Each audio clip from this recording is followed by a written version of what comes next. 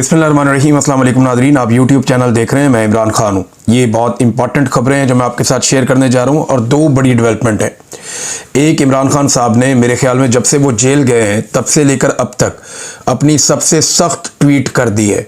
इस मौका पर इमरान खान साहब ने ऐसा क्यों किया, वो ट्वीट मैं आपको पढ़ के बताऊँगा, आपको आइडिया हो जाएगा। और उसके बाद पाकिस्तान और सऊदी अरब के बीच में एक मुआहदा हुआ है। वो मुआहदा क्या है, इसका बैकग्राउंड क्या है और एक्चुअली बैकग्राउंड में चीज़ें कौन सी चल रही हैं और सामने कौन सी चल रही हैं, मैं कुछ चीज़ें आपके साथ शेयर करूंगा। इसमें कुछ खदशात भी हैं जो लोगों ने बयान किए हैं।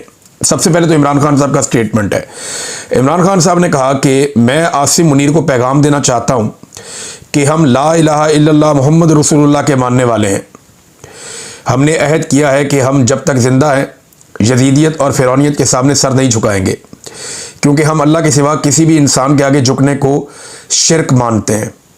मुझ पर और बुशरा बीबी पर जेल में जो ज़हनी तशद्दुद हो रहा है वो आसिम मुनीर करवा रहा है, और उसकी वजह सिर्फ ये है कि हम झुक जाएं या टूट जाएं।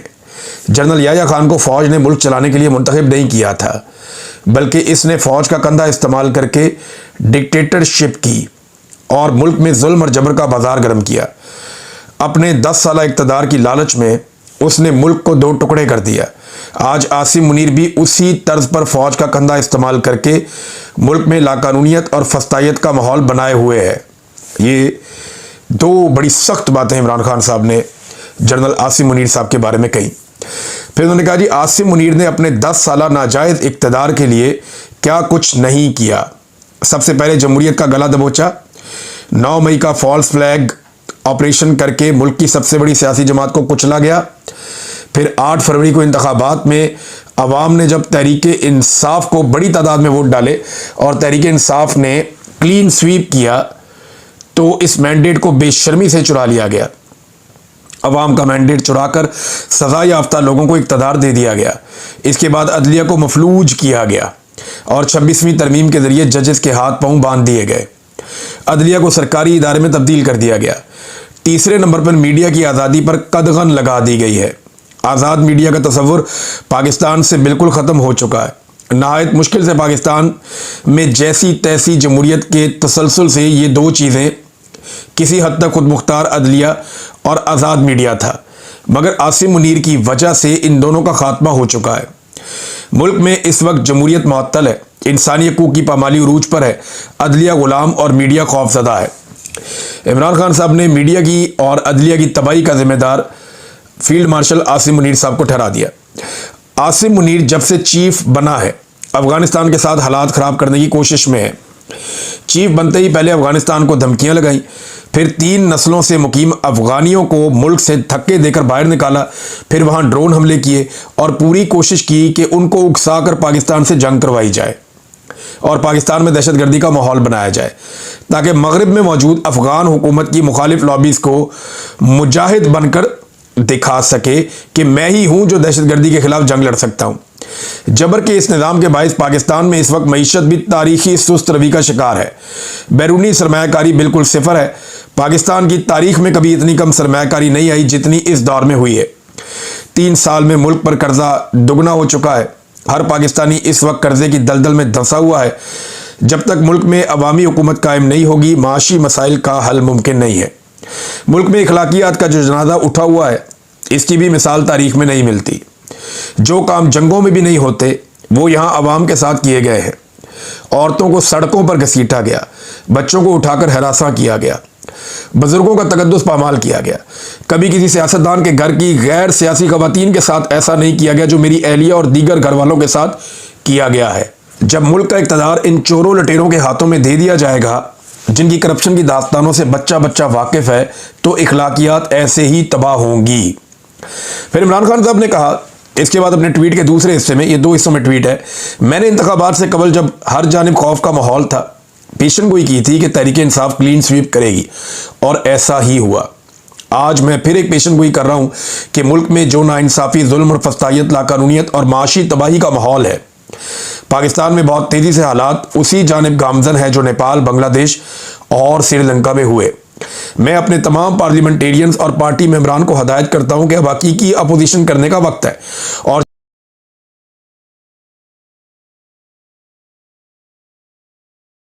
हमने मैंडेट चोरी समेत हर जुल्म पर कानूनी रास्ते इख्तियार करके देखे, मगर हमें इंसाफ नहीं मिला। इसलिए अब डट कर अपोजिशन करने का वक्त आ पहुंचा है। इनके साथ आप जितना ताउन करेंगे ये उतना ही आपको कुचलेंगे। जो भी डट कर इस निज़ाम के खिलाफ खड़ा नहीं होगा वो खुद अपनी सियासी कब्र खोद देगा। पूरी कौम को पैगाम देना चाहता हूं कि अपनी तवज्जो पेशावर के जलसे पर मरकूज रखें जो 27 सितंबर को मुनक्कद किया जाएगा। पूरे मुल्क से अवाम इस जलसे में शिरकत करके जुल्म के खिलाफ अपनी आवाज़ उठाए। अब ये जी इमरान खान साहब का एक सख्त तरीन ट्वीट है। मैंने इमरान खान साहब को इतना सख्त ट्वीट करते हुए कभी नहीं देखा, कभी ऐसा ट्वीट मैंने नहीं पढ़ा। वो लगभग 2.25 साल से जेल में है, लेकिन अब ऐसा लगता है कि इमरान खान साहब ने बड़ा तेज़ वाला गियर लगा दिया। उसका रीज़न ये है कि आसिम मुनीर साहब एक एक्सटेंशन और लेना चाहते हैं, और अगर उन्हें एक्सटेंशन मिल गई तो इस एक्सटेंशन के बाद अगले चंद सालों तक वो पाकिस्तान में क्या करेंगे, या पाकिस्तान तरीके इंसाफ या इमरान खान के साथ क्या होगा, या पाकिस्तान के साथ क्या होगा, इसका कोई अंदाज़ा भी नहीं कर सकता। जो जुल्म जबर और फस्तायत गुज़िश्ता चंद सालों से पाकिस्तान में हो रहा है, अगर वही जारी रहता है तो पाकिस्तान एक ऐसी दलदल में फंस जाएगा जिससे निकलना मुमकिन नहीं रहेगा। इमरान खान साहब का ये ट्वीट है, और उसके बाद फौरी तौर पर जब ये ट्वीट आता है तो कुछ चीज़ें हमारे सामने आती हैं। जब पता चला ना कि इमरान खान साहब ने जेल से बड़ा सख्त स्टेटमेंट दे दिया है और वो बाहर निकल आया, और इमरान खान साहब का इसके बारे में एक ट्वीट भी आने वाला है, तो 5:30 बजे के करीब एक खबर आती है कि तोशा खाना की जो समाअत है, तोशा खाना 2 केस की जो समाअत है, वो होगी अदालत में, अडियाला जेल में आज के दिन। यानी कल ये खबर आती है शाम 5:30 बजे कि समाअत होगी अडियाला में। लेकिन जब उन्हें पता चलता है कि इमरान खान साहब ने तो अंदर से बकिए उधेड़ दिए और वो खबरें बाहर आ गई हैं, तो फौरी तौर पे प्लान किया गया कि नहीं, 1 घंटे के अंदर अंदर फैसला बदल दिया गया। 6:30 बजे दूसरी खबर आई कि जनाब ये समाअत मुलतवी कर दी गई है। तो क्या ये समाअत मुलतवी करने से इमरान खान का मौक़िफ़ बदल जाएगा या लोगों की सोच बदल जाएगी? ऐसा नहीं है। ये समाअत इसलिए मुलतवी की गई है कि इमरान खान साहब का बयानिया या उनका स्टेटमेंट उसको इतनी पजीराई मिलती है कि पाकिस्तान में तमाम खबरें दब जाती हैं। लिहाजा इमरान खान साहब की खबर को दबाने के लिए या पीछे करने के लिए, और ये सऊदी अरब वाला मामला जो है इस खबर को उठाने के लिए जो एक इत्तेहाद हुआ है, ये ऐसा लगता है कि ये समाअत रोकी गई है। और वैसे भी इमरान खान साहब जो हैं वो अब बड़े सख्त बयान देना शुरू हो गए हैं आसिम मुनीर साहब के बारे में, और बहुत मुमकिन है कि आने वाले दिनों में इमरान खान साहब आर्मी चीफ की रिटायरमेंट का मुतालबा करें और जोर पकड़ जाए मुतालबा कि ठीक है जी, इनके 3 साल पूरे हो गए, जैसे भी ये 3 साल गुजरे, जो कुछ भी इन 3 सालों में हुआ, आर्मी चीफ को रिटायर कर दिया जाए और नए आर्मी चीफ लाए जाएं। हो सकता है कि ये मुतालबा आ जाए पाकिस्तान तरीके इंसाफ और इमरान खान साहब की जानिब से, क्योंकि ओवरसीज़ पाकिस्तानी तो अब ये करने वाले हैं। ये मेरे पास इंफॉर्मेशन है कि ओवरसीज़ पाकिस्तानी ये कंपेन चलाने वाले हैं कि आसिम मुनीर साहब अपना टाइम ड्यूरेशन पूरा करने के दौरान जो है, जैसे ही उनका टाइम ड्यूरेशन पूरा हो तो वो रिटायरमेंट ले लें। लेकिन अभी जो डेवलपमेंट्स हो रही हैं उनको देख के लगता है कि नहीं, आसिम मुनीर साहब एक्सटेंशन एंजॉय करेंगे, उन्हें एक्सटेंशन मिल जाएगी। इसी वजह से इमरान खान साहब का रवैया जो है वो उनके बारे में सख्त होता जा रहा है। राणा सनाउल्लाह साहब ने भी ये बात की, हुकूमत जो एस्टेब्लिशमेंट है वो हर हाल में ये चाहते हैं कि इमरान खान साहब का जो ट्विटर हैंडल है या जो एक्स का उनका अकाउंट है वो बंद करवा दिया जाए।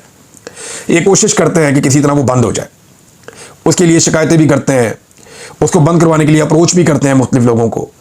यानी वो जो एप्लीकेशन है उसकी इंतज़ामिया के साथ भी रब्ता करते हैं, लेकिन वो नहीं कर पाते। फिर पाकिस्तान के अंदर ढूंढते हैं, हर एक से पूछते हैं कि ये कौन चलाता है, ये कहाँ से चलता है, इसको पकड़ो, इसको बंद करवाओ। लेकिन आज तक इमरान खान साहब का जो ट्विटर हैंडल है उसे एस्टेब्लिशमेंट ना मैनेज कर सकी है ना बंद कर सकी है।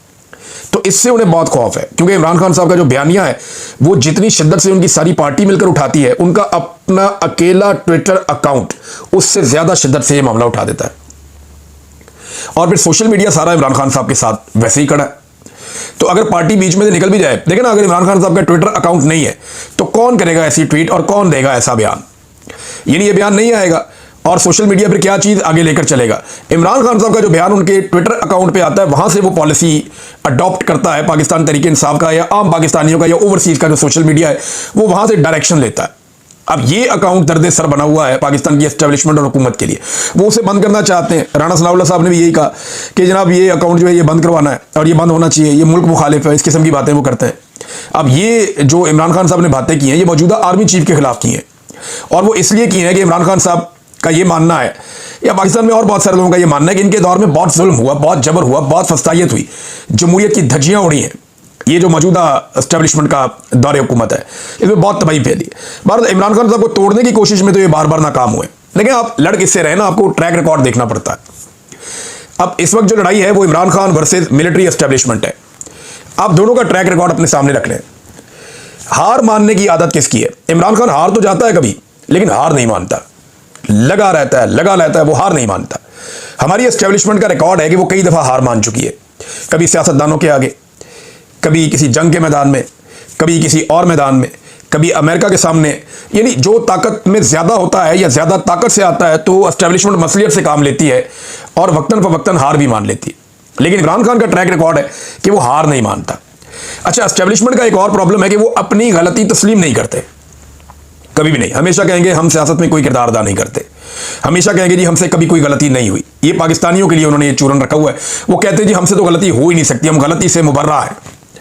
लेकिन इमरान खान का ये एटीट्यूड नहीं है, वो बिल्कुल एक नॉर्मल एटीट्यूड है। वो ये कहता है कि ठीक है मेरे से गलती हुई, और गलती तस्लीम करता है खुले दिल से जब भी उससे होती है। कहता है ये चीज़ मेरे से गलत हुई थी, मानता है वो कि बाजुआ को एक्सटेंशन दी मेरी गलती थी, वो मानता है।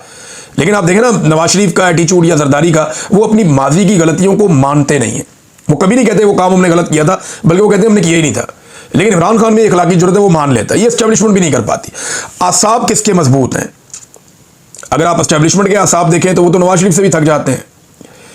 वो बातों का छोटी छोटी बातों से डर जाते हैं, परेशान हो जाते हैं, समात कभी मुलतवी करते हैं। उनको प्लान ही नहीं उनके पास कुछ। इमरान खान को अंदर डालने के बाद वो बिल्कुल ऐसे लगता है अंधे और बहरे हैं, उन्हें पता ही नहीं है करना क्या है, आज क्या करना है, कल क्या करना है। वो रोज के रोज नया डिसीजन लेते हैं, उन्हें समझ नहीं आ रही कि अब क्या करें हम। ये आदमी तो जेल में जाकर भी नहीं टूट रहा, और इमरान खान के पास प्लान है। वो बहुत मजबूत आसाब का मालिक है, और वो जेल में बैठ के भी बड़ा फोकस्ड है, बड़ा कंपोज्ड है, और वो अपना काम दिखा रहा है, और वो काम चल भी रहा है। यही पाकिस्तान के अंदर आप आज सर्वे करवा लें इमरान खान वर्सेस एस्टेब्लिशमेंट। चले काम करते हैं, मैं ट्विटर के ऊपर ये एक सर्वे डाल देता हूं, मैं एक आधे वीलॉग के बाद आपको इसकी रिपोर्ट शेयर कर दूंगा। इमरान खान जो है ना, वो ट्रेंड ही लड़ाई के लिए हुआ है। वो है ही इस तरह का, उसकी नेचर में है ये कि उसको लड़ना है, उसको मुकाबला करना है। वो मुकाबले के लिए ट्रेंड किया उसने अपने आप को बचपन से आज तक। आप देखो कि पूरी जिंदगी मुकाबला है। वो अपने आप से भी मुकाबला करता चला है, और उसको मुकाबले की इतनी आदत है कि आप उसको मुकाबले के लिए चैलेंज कैसे कर सकते हैं। इस वक्त वो अपनी जान दे देगा और आपके लिए सदियों का वबाल बन जाएगा, लेकिन वो आपसे हार नहीं मानेगा। वो आपके साथ मुकाबला करता रहेगा। ये इमरान खान है और ये उसकी पहचान है। अब आने वाले दिनों में मैंने आपको जैसे कि कहा कि आर्मी चीफ की जो रिटायरमेंट है उसके हवाले से मुतालबा जोर पकड़ सकता है। ओवरसीज पाकिस्तानी इसके लिए तैयारी कर सकते हैं। लंदन में एक एहतजाज की तैयारियां हो रही हैं, क्योंकि बड़े खुफिया तरीके से, मैंने आपको थोड़े दिन पहले बताया था कि शहबाज शरीफ और आर्मी चीफ के लिए एक इवेंट डिजाइन किया जा रहा है, और भी 2-3 मुख्तलिफ वेन्यूज पहले रखे गए थे, खुफिया रखा गया था। एक बंदे की स्क्रूटनी की जा रही है जिन बंदों को लाया जाएगा, और ये कोशिश की गई है एस्टेब्लिशमेंट की जानिब से, एजेंसियों की जानिब से, कि 500 बंदा किसी भी तरह करके वहां पे इकट्ठा करना है लंदन में, ताकि एक बड़ा इंपैक्ट क्रिएट किया जाए और पूरी मगरबी दुनिया में ये पैगाम जाए कि जनाब आसिम मुनीर और शहबाज शरीफ ये एक्सेप्टेबल है, इनकी एक्सेप्टेबिलिटी है यूरोप में भी, मगरबी ममालिक में भी। लिहाजा ये बड़ा जोर इसके लिए लगाया जा रहा है, बड़ी कोशिश की जा रही है। लेकिन ओवरसीज पाकिस्तानी कहते हैं जी हम बाहर आएंगे बहुत बड़ी तादाद में, और हम मुतालबात करेंगे, और हम ये जो लोग अंदर मौजूद होंगे उनके खिलाफ पोस्टर्स भी उठाकर लाएंगे। आर्मी चीफ की अभी तक कंफर्मेशन नहीं हो रही, लेकिन शहबाज शरीफ साहब के बारे में अब दावा किया जा रहा है कि वो जरूर ये करेंगे लंदन में कोई प्रोग्राम, और इस प्रोग्राम के खिलाफ ओवरसीज पाकिस्तानी क्या करेंगे, ये अभी इसकी प्लानिंग वो भी कर रहे हैं। तो दोनों तरफ प्लानिंग हो रही है, देखते हैं कौन क्या करता है। जो भी होगा वो अब आपको रिपोर्ट कर देंगे। अब आज नाज़रीन, जो सऊदी अरब वाला मामला ये है क्या, एक इत्तेहाद हुआ है सऊदी अरब में और पाकिस्तान में, ये एक मुआहदा हुआ है। लेकिन इससे पहले मैं आपको बताऊं, यही शहबाज शरीफ आर्मी चीफ जब भी ये लोग जाते थे सऊदी अरब, तो इनको रिसीव करने के लिए कोई छोटा मोटा कोई गवर्नर, कोई ऐसे को बंदा आ जाता था, और छोटे वज़रा इनका इस्तकबाल करते थे। और इनको कोई खास इतना, क्योंकि ये अक्सर जाते आते रहते थे, तो इनको वो प्रोटोकॉल उस तरह नहीं मिलता था। लेकिन अब जब शहबाज शरीफ साहब गए तो उनका प्रोटोकॉल ये है कि 21 तोपों की उन्हें सलामी दी गई, फिजा में F-15 जो तैयारे उनके जरिए से उनका इस्तकबाल किया गया, पाकिस्तान के झंडे जगह जगह लहराए गए, और घुड़सवारों से उनका महल के अंदर इस्तकबाल किया गया, गार्ड ऑफ ऑनर भी दिया गया। ये इतना प्रोटोकॉल सऊदी अरब ने क्यों दिया? क्योंकि अब पाकिस्तान और सऊदी अरब के बीच में एक मुआहदा हो रहा है, और उस मुआहदे के मुताबिक ये एक दिफाई नौयत का मुआहदा है कि दोनों मुल्कों में से किसी एक के खिलाफ भी जब भी कोई फौजी जारहियत होगी या किसी एक मुल्क के ऊपर हमला होगा, तो दोनों मुल्क ये तसव्वुर करेंगे कि ये दूसरे पे भी हमला है। यानी एक ऐसा अलायंस है, यूरोपीय यूनियन के बारे में ये है ना कि यूरोपीय यूनियन के किसी एक मुल्क पे आप अटैक करें तो वो सारे मिलकर जवाब देते हैं कि जनाब एक पर हमला, सब पर हमला। ये पॉलिसी सऊदी अरब ने और पाकिस्तान ने अपनाई है। ये मुआहदा वैसे पाकिस्तान को गजा के साथ भी करना चाहिए। वो गरीब है, कमज़ोर है, उनके साथ हम मुआहदा नहीं करते, लेकिन गजा के साथ भी करना चाहिए कि गजा पे हमला, पाकिस्तान पे हमला, पाकिस्तान पे हमला, गजा पे हमला। ये वैसे हमें वहाँ भी करना चाहिए, लेकिन वो गरीब और कमज़ोर लोग हैं तो वहाँ पे हम नहीं करते। सऊदी अरब के साथ हमने किया, और हरमैन शरीफैन की हिफाजत इसके अंदर एक एलिमेंट बताया गया कि खाना काबा और मस्जिद नबी की हिफाजत भी पाकिस्तान की फ़ौज करेगी। तो एक्चुअली ये क्या है, देखें, ये इसी तरह का एक इत्तेहाद जो है वो 2015 में कोशिश की जा रही थी। इस पे शाहिद असलम साहब ने एक बड़ी ज़बरदस्त ट्वीट की है और पुराना रिकॉर्ड सामने लाकर रखा है। उन्होंने कहा यमन और सऊदी अरब के दरमियान गुज़िश्ता कई सालों से एक तनाज़ा चल रहा है। 2015 में भी पाकिस्तान से अफवाज मांगी गई थी यमन के खिलाफ लड़ने के लिए। सऊदी अरब ने कहा था कि पाकिस्तान अपनी फौजें भेजे यमन के खिलाफ लड़ाई करने के लिए। नवाज शरीफ वज़ीर आज़म थे उस वक्त। मामला पार्लियामेंट में चला गया, जहां यह तय हुआ कि हम इस लड़ाई में न्यूट्रल रहेंगे, दोनों मुसलमान मुल्क हैं, सऊदी अरब भी और यमन भी, लिहाजा हम इस लड़ाई का हिस्सा नहीं बनेंगे, क्योंकि ये लड़ाई जो है ना, इसको शिया सुन्नी लड़ाई भी कहा जाता है। तो पाकिस्तान ने उस वक्त ये फैसला किया था हम इस लड़ाई का हिस्सा नहीं बनेंगे। अब इस तारीखी मुआहदे के बाद क्या हमारी फोर्सेस यमन के जो हौसी बागी है, जो कि अहले तशी हैं, उनके खिलाफ बाकायदा लड़ेंगे? पाकिस्तान में इसका क्या रद्द-ए-अमल आ सकता है, ये शाहिद असलम साहब ने सवाल उठाया। पाकिस्तान को खुद सिक्योरिटी के कई मसाइल दरपेश हैं, जहां खैबर पख्तूनख्वा में टीटीपी और बलूचिस्तान में BLA पूरी तरह एक्टिव है। अफगानिस्तान के साथ मामलात भी खराब हैं, ईरान पर भी मिसाइल दाग चुके हैं और इंडिया के साथ बाकायदा एक छोटी सी जंग लड़ चुके हैं। कश्मीर और दरियाओं के पानी की तकसीम की सूरत हाल भी है। सिंध मुआहदा समेत बहुत से पेचीदा मामलात मौजूद हैं। इस मुआहदे के खित्ते समेत पूरी दुनिया पर असरात आ सकते हैं। अब ये शाहिद असलम साहब ने जो बात की ना, 2015 मुझे अच्छी तरह याद है। मेरे बहुत सारे दोस्त सऊदी अरब में रहते हैं, वो कहते हैं जी एकदम हमें बहुत प्रोटोकॉल मिलना शुरू हो गया था। सऊदीया के लोग हमें बहुत अच्छी नज़र से, बड़े प्यार से देखना शुरू हो गए थे, क्योंकि उस वक्त ये इम्कान रोशन हो गया था कि पाकिस्तान की फ़ौज सऊदी अरब के लिए यमन से लड़ेगी। लेकिन वो नवाज शरीफ साहब का दौर हुकूमत था। पार्लियामेंट में जब मामला गया तो फैसला हुआ कि हम इस मामले में न्यूट्रल रहेंगे, ना हम सऊदी अरब के साथ हैं ना हम यमन के साथ हैं।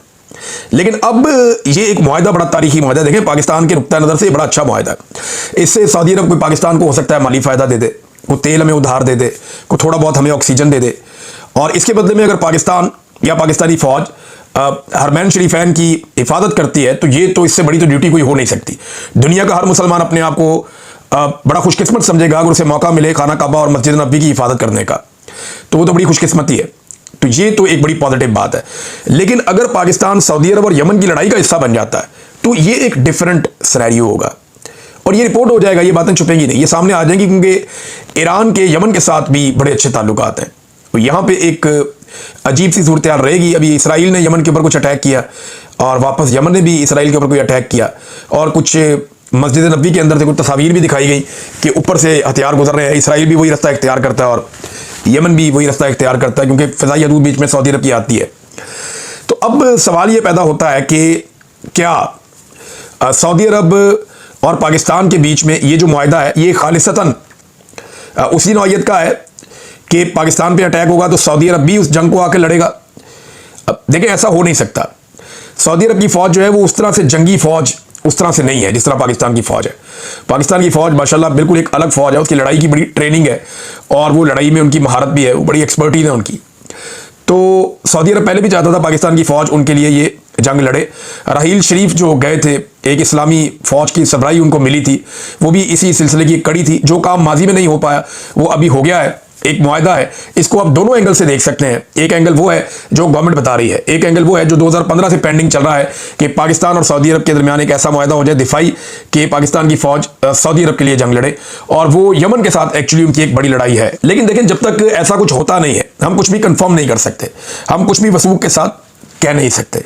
नाज़रीन, इस वीलॉग को यहाँ ख़त्म करते हैं, मुलाकात होती है अगले वीलॉग में। तब तक के लिए अपना ख्याल रखिएगा, अपने चैनल का भी। अल्लाह हाफ़िज़।